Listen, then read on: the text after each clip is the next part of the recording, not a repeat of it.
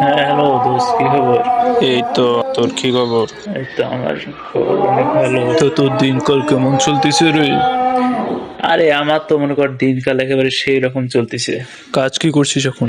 কি করছি কি বলি এখন? বলতে তো নেই, আমি এখন একটা মাল্টি ন্যাশনাল কোম্পানিতে ম্যানেজার পদে চাকরি করছি। মাস গেলে ওরা আমাকে 2 লাখ টাকা বেতন দেয়। হ্যাঁ। বাবা, হ্যাঁ, তা সেই টাকা দিয়ে কি কি করলি? মেলা কিছু করছি। এই যে মনে করো, এখন আমার 10 তলা একটা বাড়ি আছে। তারপরে ঢাকার মতিঝিলে একটা বাড়ি করছি। ওহো, তা তোকে সেদিন দেখলাম ওখানে ফুটপাতের চা বিক্রি করতেছিস। আমি ওখানে একটু চায়ের ব্যবসা কিভাবে করতে হয় সেজন্য ওখানে একটু গেছি। আমার এখন কাজ আছে, আমি থাকলাম যাই। এ দাঁড়া দাঁড়া।